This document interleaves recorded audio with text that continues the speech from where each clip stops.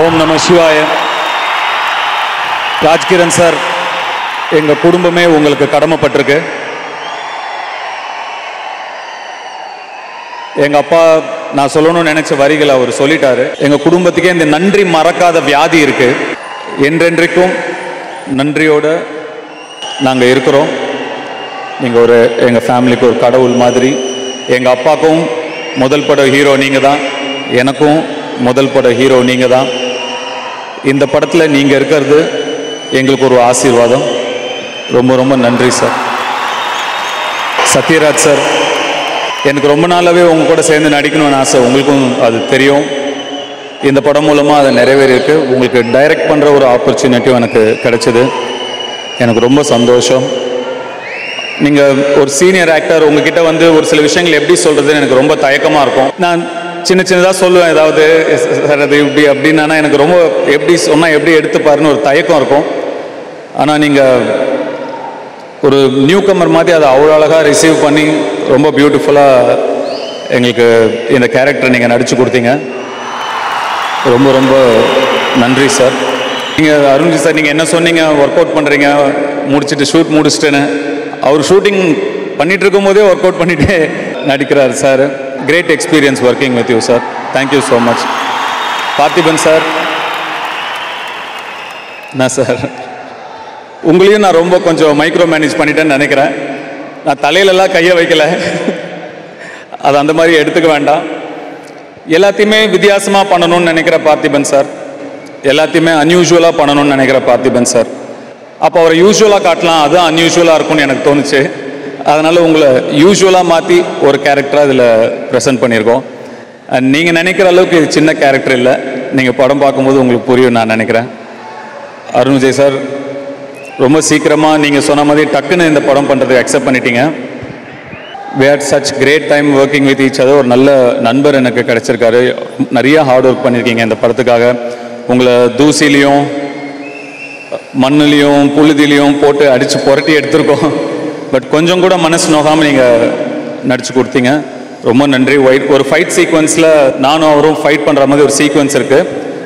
அதில் நாங்கள் ரெண்டு பேருமே ஏரில் இருக்கிற மாதிரி ஒரு இடத்துல நான் ஒரு பஞ்ச் பண்ணணும். அப்போது என் கை தெரியாமல் அவரோட வாயில் பட்டுருச்சு, ரத்தமே வந்துடுச்சு. வேறு யாராக இருந்தாலுமே ஒரு 2 hours ஷூட்டிங் நின்று இருக்கும். அவர் டக்குன்னு ஒரு ஐஸ் கியூப் வாங்கி வச்சுட்டு போடும் அப்படின்ட்டாரு. டக்குன்னு உடனே ஷூட்டிங் வந்துட்டார். உடனே அடுத்த ஷாட்டுக்கே வந்துட்டார்.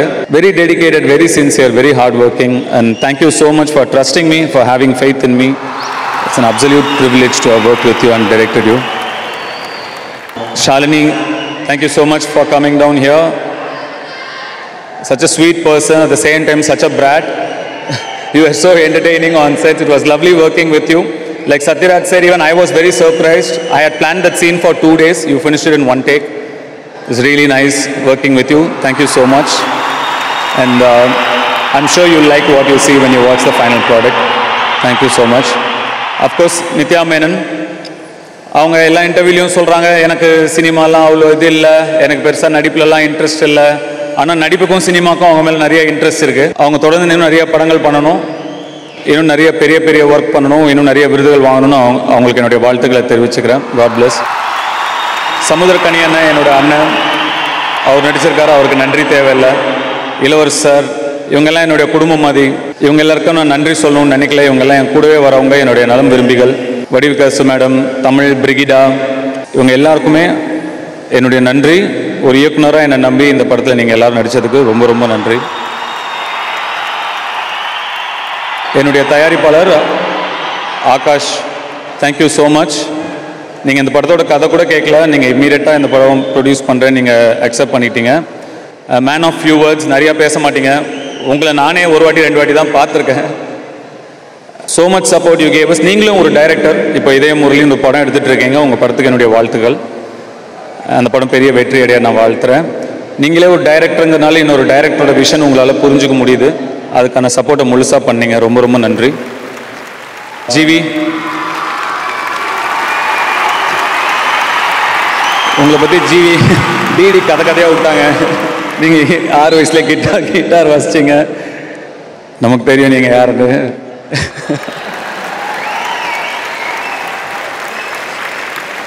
ஜிவி மாதிரி ஒரு ஃப்ரெண்டு கிடைச்சது நிஜமாவே ஒரு பிளெஸிங் தான். இந்த படத்துக்கு மியூசிக் பண்ணணும்னு நான் ஜிவிட்ட சொன்னப்போ அவர் அந்த கதையை கேட்டுட்டு இல்லை நான் ரீல் பேஸ்டாக சாங்ஸ் இந்த படத்துக்கு பண்ண மாட்டேன் அப்படின்னு ரொம்ப உறுதியாக இருந்தார். ஏன்னா இப்போ எல்லாமே ரீல் பேஸ்ட் சாங்ஸ் ஆகிடுச்சு. அந்த 30 செகண்ட் அந்த 15 செகண்ட் உங்கள் அட்டென்ஷனை பிடிக்கணும். ஆனால் அவர் இல்லை, இன்னைக்கு இந்த பாட்டெல்லாம் வந்து இப்போ இந்த படத்தில் வர பாடல்கள்லாம் வந்து இன்னைக்கு உடனே ஒரு யூடியூப் வியூஸாவோ இல்லை ரீல்ஸாவோ ஹிட் ஆகிற பாடல்கள் நான் பண்ண மாட்டேன். படம் வந்தோடனே நின்று பேசுகிற மெலடிஸாக தான் நான் இந்த படத்துக்கு பண்ணுவேன் அப்படின்னு சொன்னார். ஏன்னா அதுதான் இந்த படத்துக்கு ட்ரூத்ஃபுல்லாகவும் ஆனஸ்டாகவும் இருக்கும். அப்படி தான் பண்ணணும். ஒரு மண் சார்ந்த படமாக, ஒரு கிராமத்து படமாக, நம்ம ஊரோட கலாச்சாரத்தை பேசுகிற ஒரு படங்கள் வரதே ரொம்ப அபூர்வம். அந்த மாதிரி ஒரு படம் வரும்போது அதுக்கு நான் உண்மையாக இருக்கணும்னு நினைக்கிறேன் அப்படின்னு ஜிவி சொன்னார். அதுக்கு நிறையா கட்ஸ் வேணும். ஏன்னா ட்ரெண்டுக்காக நான் சாங் பண்ணுறது வந்து பண்ணலாம், எல்லாரும் பண்ணலாம். ஆனால் இந்த மாதிரி ஒரு ஸ்டாண்ட் எடுக்கிறது, என் பாட்டு பொறுமையாக ஹிட்டானா கூட ஓகேன்னு ஒரு ஸ்டாண்ட் எடுக்கிறது வந்து ஒரு செக்யூரான மியூசிக் டைரக்டராலையும் மெலடியில் ஸ்ட்ராங்காக இருக்கிற ஒரு மியூசிக் டைரக்டர் கிட்ட இருந்து தான் அது வர முடியும். ஏன்னா மியூசிக்கில் நிறைய விஷயங்கள் நம்ம மாறி போச்சு. இப்போது முன்னாடிலாம் 35 ரூபா 45 ரூபா கொடுத்து ஒரு கேசட்டை வாங்கணும் அப்படின்னா அந்த காசை கொடுத்து அதை வாங்கியிருப்போம். அதில் 6 பாட்டு இருக்கும். நமக்கு பிடிக்குதோ இல்லை எல்லாத்தையும் ஒரு 4-5 வாட்டி கேட்டு பார்ப்போம். ஐயோ 35 ரூபா கொடுத்துட்டோமே, 45 ரூபா கொடுத்துருவோமே அப்படின்னு எல்லாத்தையும் ஒரு 4-5 வாட்டி கேட்டு பார்ப்போம். ஆனால் இப்போ இல்லை. ஏன்னா நம்ம உள்ளங்கையிலே கோடிக்கணக்கில் பாட்டு இருக்குது. ஒரு பாட்டுக்கு 10 செகண்ட் தான் டைம். நல்லா இல்லைனா அடுத்த பாட்டு, நல்லா இல்லைனா அடுத்த பாட்டு, நல்லா இல்லைனா அடுத்த பாட்டு, அவ்வளோதான். அந்த டைமுக்குள்ளே ஒரு பாட்டை பிடிக்க வைக்கணும். அது அவ்வளோ ஈஸி கிடையாது. ஸோ இன்னும் ஹெல்தியான மியூசிக் வரணும், இன்னும் ஹெல்தியான ஒரு மியூசிக் குவாலிட்டி வரணும், இன்னும் மெலடிஸ் இன்னும் ஸ்ட்ராங்காக வரணும்னு நான் ஆசைப்பட்றேன். இப்போ அடுத்த ஜென்ரேஷன் மியூசிக் டைரக்டர்லாம் இருக்கீங்க, சாய் அபியன்கர் நீங்களாம் இருக்கீங்க. ஒரு ஜெனரேஷனோட மியூசிக் டேஸ்ட்டை செட் பண்ணுற கடமை உங்ககிட்ட இருக்குது. அதெல்லாம் நீங்கள் புரிஞ்சு இன்னும் ஸ்ட்ராங்கான மெலடிஸ்லாம் நீங்கள் அடுத்த ஜென்ரேஷன் கொடுப்பீங்கன்னு நான் நம்புகிறேன். வாழ்த்துக்கள். You are doing very well. வாழ்த்துக்கள். God bless you. Thank you GV. Thank you for being a friend, being the music director of our film, and for everything, all the good times. Thank you so much. என்னோட cameraman Kiran, thank you so much. நீங்கள் இந்த படத்துக்கு ஒரு பெரிய support, நிறையா hard work பண்ணியிருக்கீங்க. நிறைய நேரத்தில் நம்ம ஃபஸ்ட்டு படம் சேர்ந்து வேலை செய்கிறோம். அதனால் நிறைய நேரத்தில் ஒருத்தர் புரிஞ்சுக்க முடியாமல் இருந்தது. பட் அதை நம்ம ஓரளவுக்கு மேட்ச் பண்ணிட்டோம். இப்போ இது வரைக்கும் படம் பார்த்தவங்க எல்லாமே யார் கேமராமேன்னு கேட்குறாங்க. I'm very happy for you. God bless you. Prasanna, GK Prasanna என்னோட எடிட்டர். தொடர்ந்து என்னுடைய எல்லா படங்களும் அவர் தான் எடிட் பண்ணுறாரு.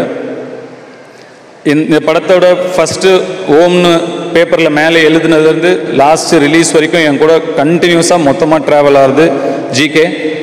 அவர் வெறும் எடிட்டர் மட்டும் கிடையாது, எனக்கு ஒரு அசிஸ்டன்ட் டைரக்டர், எல்லாமேவும் ஒரு ஃப்ரெண்ட். நான் எந்த ஐடியாஸ் வந்தாலும் அது பவுன்ஸ் பேக்கும் பண்ணுவேன். அவர் எனக்கு ஒரு பெரிய support. Thank you so much Prasanna. Jackie sir, உங்களுடைய திறமை தான் உங்களுடைய எதிரி. ஒரு செட்டு, அது செட்டுனே தெரிய மாட்டேங்குது. ஆனால் அப்படி தான் செட்டு போடணும். அது செட்டுனே தெரியக்கூடாது. செட்டுனே தெரியாததுனால உங்களுக்கு பல விருதுகள் மிஸ் ஆகி போயிட்டே இருக்கு. ஸோ அடுத்த வாட்டி என்ன பண்ணோன்னா, இது செட்டுன்னு முதல்ல நம்ம கூவி பப்ளிசிட்டி பண்ணி, இது ராயன் வந்து மொத்தமாக நடக்கிற அந்த ஊரே அவர் போட்ட செட்டு தான். ஆனால் அது செட்டுனே யாருக்கும் தெரியல. அதோட உழைப்புலாம் சாதாரண உழைப்பு கிடையாது, ஒரு அசுர உழைப்பு அது. அந்த உழைப்புக்கு என்னுடைய நன்றி சார். தொடர்ந்து நீங்களும் என்னை நம்புறீங்க, அந்த நம்பிக்கைக்கு ரொம்ப நன்றி. கோரியோகிராஃபர் சதீஷ், அவருக்கு என்னுடைய நன்றி. CG பிரவீன், உங்களுக்கும் என்னுடைய நன்றி. பீட்ரெயின் மாஸ்டர், அவர் இன்னொரு யானை போலும் எனக்கு எப்பயுமே. அவர் ஸ்டண்ட் டைரக்டர், நான் அடிக்கடி சொல்லுவேன். Is not a stunt choreographer, is a stunt director. அவரும் இந்த படத்துக்கு மிகப்பெரிய பலம். அவருக்கும் என்னுடைய நன்றி. எல்லா டெக்னீஷியன்ஸ்க்கும் நன்றி. காவ்யா, காஸ்டியூம் ஸ்டைலிஸ்ட், உங்களுக்கு தனியாக ஒரு ஃபேன்ஸ் இருக்காங்க போலங்க.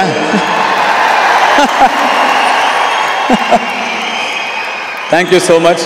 இந்த படத்துக்காக நீங்கள் நிறையா உழைச்சிருக்கீங்க. இத்தனை ஆர்டிஸ்ட்டுக்கு வந்து ஒரே ஆள் ஸ்டைல் பண்ணுறது அவ்வளோ ஈஸி கிடையாது. உங்களுடைய ஹார்ட் ஒர்க் என்னுடைய நன்றி. உங்களோட சப்போர்ட்டுக்கு என்னோட நன்றி. உங்கள் டீமுக்கும் என்னுடைய நன்றி.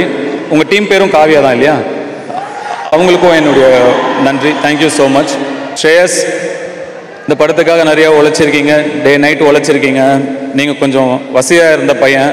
உங்களுக்கு இந்த மாதிரி டே நைட் தூங்காமல் வேலை செய்கிறதுலாம் ரொம்ப புதுசாக இருந்திருக்கும். பட் பயங்கர ஹார்ட் ஒர்க் பண்ணியிருக்கீங்க. இங்கே பேசுகிற ஒரு ஆர்டிஸ்ட்டும் ஸ்ரேயஸ் எங்களை நல்லபடியாக பார்த்துக்கிட்டாருன்னு சொல்ல எனக்கு யாத்ராவையோ லிங்காவையோ இங்கே நின்று யாராவது சொல்லியிருந்தா என்ன ஒரு சந்தோஷம் இருந்திருக்குமோ அந்த சந்தோஷம் உங்களை பற்றி அவங்க சொல்லும்போது எனக்கு இருந்துச்சு. உங்களுடைய ஹார்ட் ஒர்க்கு ரொம்ப நன்றி. நீங்கள் கொஞ்சம் மெடிடேஷன் ப்ராக்டிஸ் பண்ணணும்னு நான் நினைக்கிறேன். கொஞ்சம் மெடிடேஷன் ப்ராக்டிஸ் பண்ணி காம் டவுன் ஆகணும். ஸோ நீங்கள் என்னோடய அட்வைஸ், நான் மெடிடேஷன் பண்ணுறேன், நீங்களும் மெடிடேஷன் பண்ணுங்கள், அதையும் கற்றுக்கோங்க என்கிட்ட இருந்து. ரொம்ப ரொம்ப தேங்க்ஸ் ஸ்ரேயஸ். இந்த ப்ராஜெக்டை இவ்வளோ சக்ஸஸ்ஃபுல்லாக இவ்வளோ பெருசாக நீங்கள் தான் ஆகாஷ் கூட்டிகிட்டு வந்ததே நீங்கள் தான். ஸோ நீங்கள் எல்லாம் பண்ணியிருக்க முடியாது. உங்களுடைய கான்ட்ரிபியூஷனுக்கும் ரொம்ப ரொம்ப நன்றி. இட்லி கடை,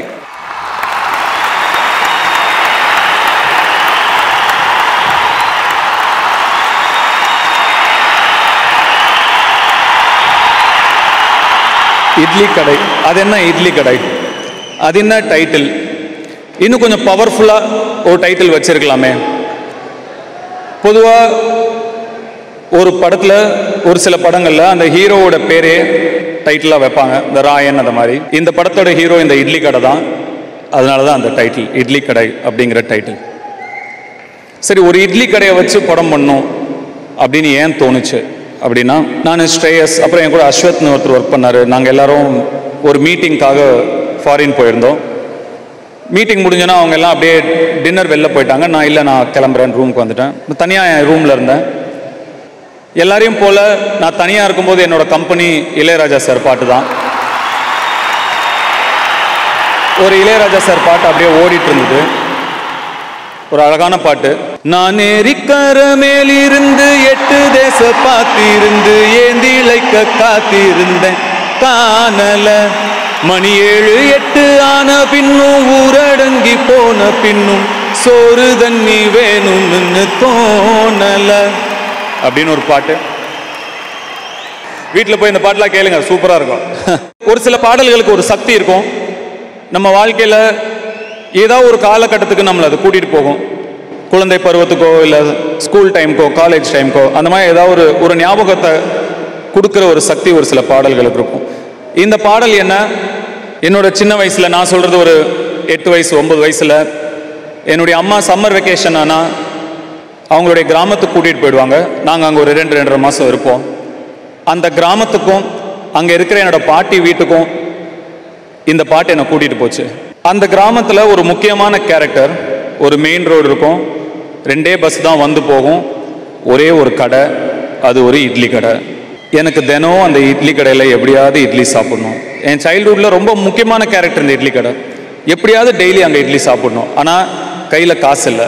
அப்போ என்ன பண்ணுவாங்கன்னா, அங்கே காலையில் போய் வயலில் இறங்கி பூ பறிக்க சொல்லுவாங்க. பூ பறித்து கொடுத்தோன்னா எவ்வளோ பூ பறித்து கொடுக்குறோமோ அதுக்கு தகுந்த கூலி. ஸோ நான், என் அக்கா 2 பேர், என் கசின்ஸ் ஒரு 4-5 பேர் எல்லாரும் காலங்காத்தால் ஒரு 4 மணிக்கு எந்திரிச்சு அந்த வயலுக்கு போவோம். அங்கே போய் இறங்கி பூ பறிப்போம். எவ்வளோ முடியுமோ 2-2.5 மணி நேரம் நான் ஸ்டாப்பாக பறிக்கிறது. 2.5 மணி நேரம் பறித்து முடித்தா ஆளுக்கு ஒரு 2 ரூபாய் 2.5 ரூபாய் கிடைக்கும். அந்த 2 ரூபாய் 2.5 ரூபாயை எடுத்துக்கிட்டு நேராக ஒரு தோட்டத்துக்கு போவோம். அந்த தோட்டத்தில் ஒரு பம்பு செட்டில் இறங்குவோம். அங்கே ஒரு தொட்டி இருக்கும், ஏட்டையார் தோட்டம்னு ஒரு தோட்டம். அந்த தொட்டிக்குள்ளே இறங்குவோம். ஆசை தீர அங்கே ஒரு ஆட்டத்தை போடுவோம். குளிச்சுட்டு அந்த துண்டை கட்டிக்கிட்டு அந்த துண்டோடு அந்த மெயின் ரோட்டில் அப்படியே தக் லைஃபாக நடந்து வருது, அப்படியே நடந்து வருவோம். நடந்து வந்து அந்த கடைக்குள்ளே போயிட்டு அந்த மர பெஞ்சில் உக்காந்துட்டு அந்த 2.5 ரூபாய்க்கு 4 இட்லி 5 இட்லி ஏதாவது வரும். உழைச்சி சாப்பிட்ட அந்த 4 இட்லி 5 இட்லியில் கிடைச்ச டேஸ்ட்டும் நிம்மதியும் சந்தோஷமும். நான் இப்போ எவ்வளவோ நிறையா பெரிய பெரிய ரெஸ்டாரண்ட்டில், ஃபேன்சியான ரெஸ்டாரண்ட்லாம் சாப்பிட்டேன், கிடைக்கல. இந்த பாட்டு என்ன அந்த இட்லி கடை கூட்டிகிட்டு போகும். இப்போ நம்ம அந்த இட்லி கடைக்கு போனால் எப்படி இருக்கும்? அந்த இட்லி கடையை வச்சு ஏன் நம்ம ஒரு படம் எடுக்கக்கூடாது அப்படின்னு எனக்கு தோணுச்சு. அது அந்த கடை மட்டும் கிடையாது, அந்த கிராமத்தில் என் மனசை கவர்ந்த, என்னை பாதித்த ஒரு சில கதாபாத்திரங்கள், உண்மை கதாபாத்திரங்களும், சென்னை நாங்கள் வந்ததுக்கப்புறம் என் மனசில் ஒரு இம்பேக்ட் ஏற்படுத்தின ஒரு சில உண்மை கதாபாத்திரங்களையும் வச்சு கற்பனையான கதை இந்த இட்லி கடை. Stay connected to your roots அப்படின்னு சொல்லுவாங்க. அதாவது உன் பூர்வீகத்துடன் இணைந்திரு அப்படின்னு சொல்லுவாங்க. எது நம்ம அடையாளம்? நல்லா படிக்கணும், பெரிய டிகிரி வாங்கணும், நல்ல வேலைக்கு போகணும்.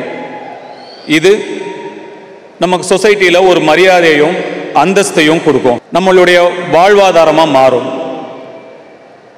ஆனால் நம்முடைய அடையாளம் நம்ம பூர்வீகம்தான். நம்மளுடைய அப்பா, தாத்தா, பாட்டன், முப்பாட்டன், பூட்டன் இவங்க எல்லாரும் வாழ்ந்த வாழ்க்கை வெறும் கதையாக காற்றுல அப்படியே கரைஞ்சு போயிடக்கூடாது. அடுத்தடுத்து வர தலைமுறைக்கு அது நினைவுகளாக தொடரணும். இந்த முன்னோர்களோட மூச்சு காத்தும் நம்ம மண்ணோட சாமியும் சேர்ந்தது தான் குலதெய்வம். இங்க இருக்கிறதுல எத்தனை பேர் உங்க குடும்பத்தோட, உங்க குழந்தைங்களோட, உங்களோட பெற்றோர்களோட குலதெய்வம் கோயிலுக்கு போய் வழிபாடு பண்றீங்க அப்படின்னு எனக்கு தெரியாது. பண்றவங்களுக்கு வாழ்த்துக்கள், பண்ணாதவங்க தயவு செஞ்சு பண்ணுங்க, தயவு செஞ்சு பண்ணுங்க. இது ரொம்ப முக்கியம்.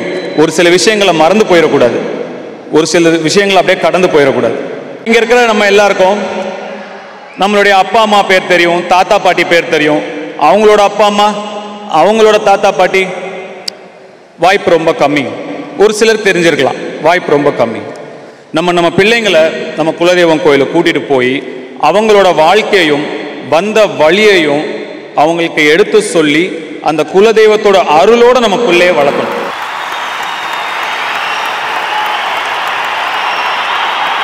எப்படி ஒரு பறவை கூட்டிலேருந்து இறை தேடி எந்த திசைக்கு போனாலும் திரும்பி கரெக்டாக அதே கூட்டுக்கு வருதோ, வாழ்க்கையை தேடி நம்ம எந்த திசைக்கு போனாலும் வந்த வழியையும் வாழ்ந்த வாழ்க்கையும் என்னைக்கும் மறக்கவே கூடாது. அப்படிங்கிறத சொல்ற படம் தான் இந்த இட்லி கடை. ஏன்னா நான் இவ்வளோ தூரம் மெசேஜா சொல்றாரு அப்படின்னு யோசிக்காதீங்க. உங்களுக்கு நான் சொல்லாம யார் சொல்லுவா சொல்லுங்க? இதை உங்களுக்கு சொல்ற உரிமை எனக்கு இருக்குன்னு நான் நம்புறேன். அதனால நான் உரிமையா சொல்றேன். இந்த படப்பிடிப்பு நடக்கும்போது நான் விளையாண்ட தெருக்கல்ல, நான் வாழ்ந்த வீட்டில், வளர்ந்த வீட்டில், நான் சாப்பிட்ட இட்லி கடையில், என்னுடைய கருப்பசாமி கோயிலில், அங்கே முன்னாடி இருக்க அந்த மாடில் நான் ஏறி விளையாண்ட அந்த மாடில், இது எல்லா இடத்துலையும் நாங்கள் படப்பிடிப்பு நடத்தினோம். எனக்கு ஒரு ஃபுல் சர்க்கிள் போயிட்டு வந்த மாதிரி இருந்தது. மனசுக்கு ரொம்ப நெகிழ்ச்சியான ஒரு படப்பிடிப்பாக இந்த படம் எனக்கு இருந்தது. This is a very personal film for me. இதில் என்னோட பாட்டியே கூட நடிச்சிருக்காங்க ஒரு சீனில். என்னோட அம்மாவோட அம்மா அவங்களே ஒரு சீனில் நடிச்சிருக்காங்க. நிறைய ரசிகர்கள் நான் இப்போ சந்திக்கிறேன். நம்ம ஒருத்தர் புகைப்படம் எடுத்துக்கிறோம்.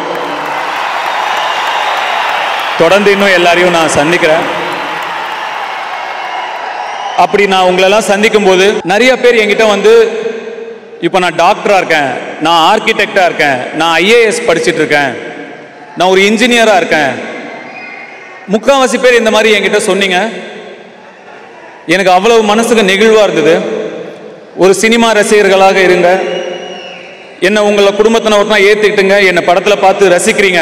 ஆனால் ரசித்ததோடு நிறுத்திட்டு உங்கள் வாழ்க்கையை நீங்கள் நல்லபடியாக பார்த்து, உங்கள் குடும்பத்தை நீங்கள் நல்லபடியாக பார்த்து, இன்னைக்கு நல்ல நிலைமையில டாக்டரா, இன்ஜினியரா, லாயரா நீங்களா இருக்கீங்கன்னு நினைக்கும் போது அதை விட பெரிய கர்வம் எனக்கு வேற எதுவுமே கிடையாது.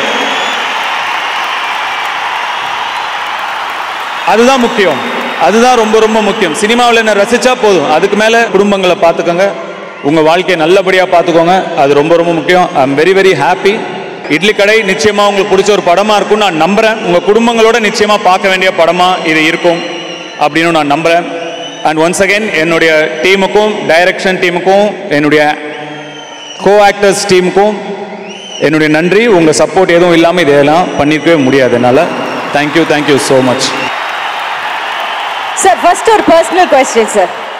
உங்க கழுத்துல எத்தனையோ மாலைகள் விழுந்திருக்கு, எத்தனையோ பாராட்டுகளை அந்த மாலை தாங்கி இருக்கு. ஆனா எப்பவுமே நீங்க கழுத்துல இந்த ஒரு கருங்காலி மாலை போட்டிருக்கீங்களே சார், அது நீங்க போட்டது வந்து நிறைய ஃபேன்ஸ் எடுத்து போட்டுக்கிறாங்க. சோ அது ஏன்னு நாங்க தெரிஞ்சுக்கலாமா? அதுல என்ன ஒரு சிறப்பு இருக்குன்னு தெரிஞ்சுக்கலாமா? இது என்ன மாலைன்னு எனக்கு சத்தியமா தெரியாது, நிஜமா தெரியாது. ஒரு வாட்டி எங்கள் பாட்டிக்கு கொஞ்சம் உடம்பு சரியில்லாமல் இருந்தது. அவங்கள பார்க்கறதுக்காக நான் ஊருக்கு போனேன். அவங்கக்கிட்ட பேசிகிட்டு இருந்தேன். அப்போ எங்கள் பாட்டி என்னோட தாத்தா ஃபோட்டோவில் இந்த மாலை இருந்தது. என் பாட்டிக்கிட்ட கேட்டேன், நீ இதை வாங்கி போட்டிருக்கியா இல்லை இது தாத்தாவோட மாலையான்னு கேட்டேன். உங்கள் தாத்தா கிட்டத்தட்ட 30-40 வருஷம் ஜபம் பண்ண மாலைடா, அவர் இறந்த உடனே அவர் உடல்லேருந்து எடுத்து அவர் ஃபோட்டோவுக்கு போட்டிருக்கேன் அப்படின்னு சொன்னாங்க. இதை நான் எடுத்துக்கலாமா, நீ இதை எனக்கு தருவியான்னு நான் கேட்டேன். எங்கள் பாட்டி எந்திரிச்சு போய் அந்த ஃபோட்டோ கிட்ட பேசினாங்க. மாமா பார்த்தீங்களா, அவன் கேட்குறான் அப்படின்னு அவ்வளோ ஸ்வீட்டாக இருந்தது அது பார்க்கவே.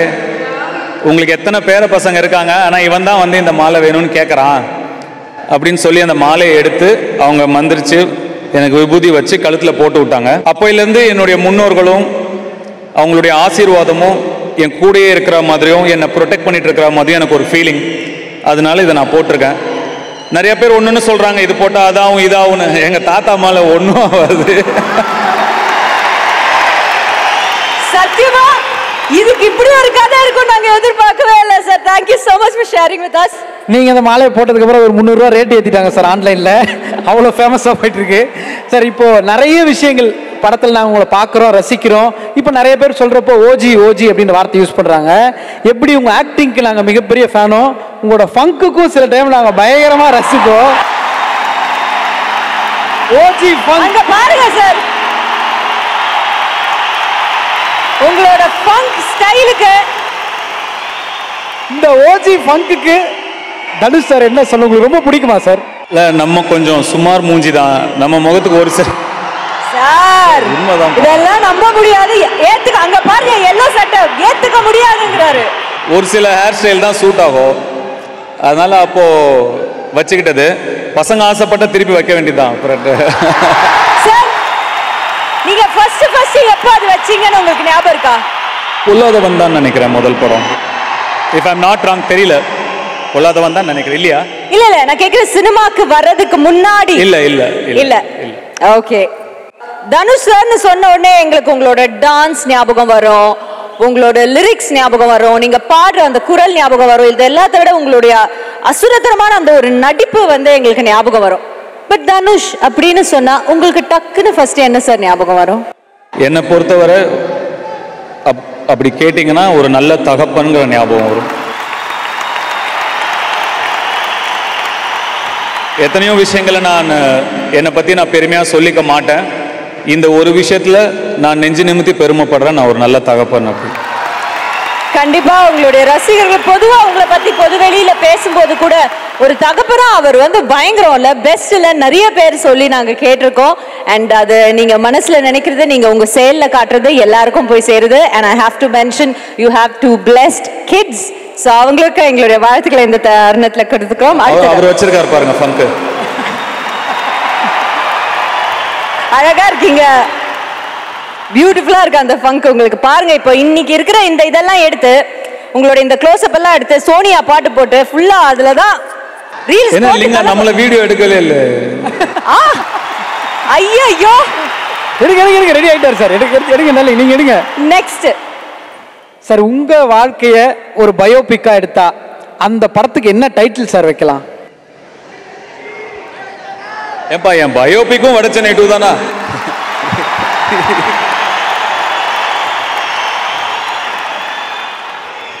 இன்னும் நிறைய சாதிக்க வேண்டியது இருக்கு, இன்னும் நிறைய ட்ரீம்ஸ் இருக்கு. எனக்கு நிறைய 42 வயசு, இன்னும் எனக்கு எதுவுமே நான் பெருசாக பண்ணிடாத மாதிரி உள்ள ஒரு ஃபயர் இருக்கு.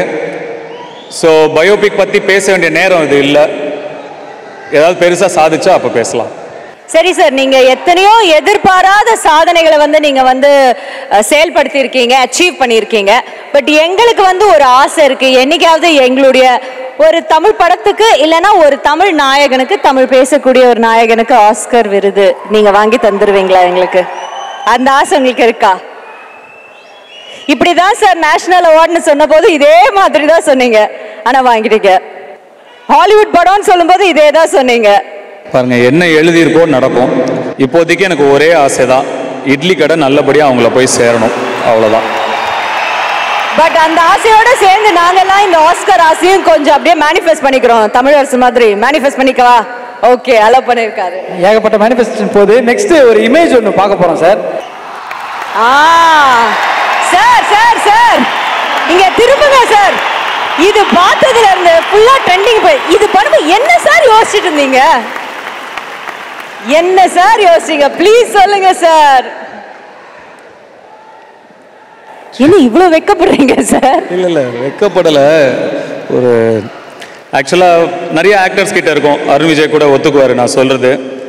சம்டைம்ஸ் என்ன ஆகுன்னா, யாராவது நம்ம கூட பேசிகிட்டே இருப்பாங்க, இல்லை இன்ஸ்பைரிங்காக ஒரு மியூசிக் கேட்போம், இல்லை ஏதாவது ஒரு பாட்டு கேட்போம்.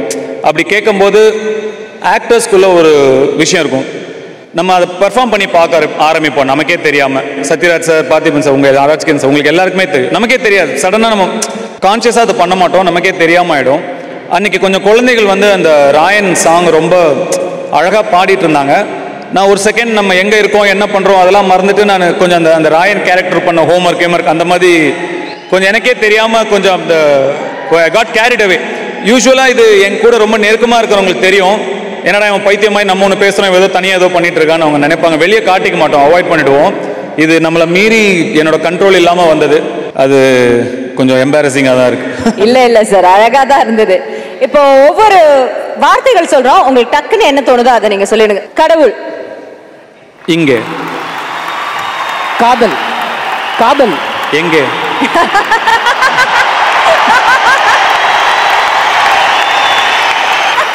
Sorry sir. நட்பு, நட்பு, ஃப்ரெண்ட்ஷிப். ஆசீர்வாதம். துரோகம். பழகிடுச்சு. Haters, haters, haters. ஹேட்டர்ஸ்னு ஒரு கான்செப்டே இல்லைங்க ஆக்சுவலாக. அது வந்து அப்படி யாருமே கிடையாது. எல்லாரும் எல்லா படமும் பார்ப்பாங்க. யார் ஹேட்டர்ஸ்னா யார் சொல்லுங்க பார்க்கலாம். அப்படி யாருமே இல்லை. ஒரு குறிப்பிட்ட ஒரு குரூப் ஒரு அவங்களுடைய சர்வைவல்காகவோ ஏதோ ஒரு விஷயத்துக்காகவோ ஒரு 30 பேர் ஒரு 300 ஐடியா வச்சுட்டு பரப்புறது தான் ஹேட்டுங்கிறது. அதனால ஒன்றுமே இல்லை. அந்த 30 பேரை போய் படம் பார்ப்பாங்க, அவங்களே படம் நல்லா இருக்குன்னு அப்படி ஒரு கான்செப்டே கிடையாது. ஆனால் கிரவுண்ட் ரியாலிட்டியே வேற. நம்ம பசங்க களத்தில் இறங்கி களை கட்டுவாங்க. கிரவுண்ட் ரியாலிட்டியே வேற. நம்ம எப்பயும் சொல்றது தாம்மா, நமக்கு அன்பு தராங்களா,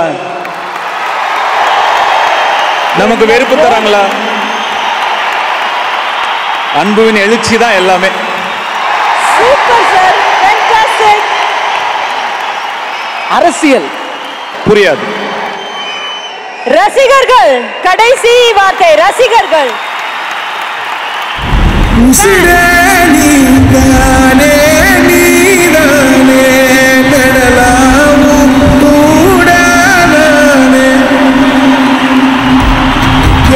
எல்லாமே. Thank you so much. தாண்டி எங்களுடைய நன்றிகளை உங்களுக்கு தெரிவிச்சுக்கோ. இவ்வளோ நேரம் எங்களோட இவ்வளோ அழகா பேசினதுக்கு ரொம்ப ரொம்ப நன்றி.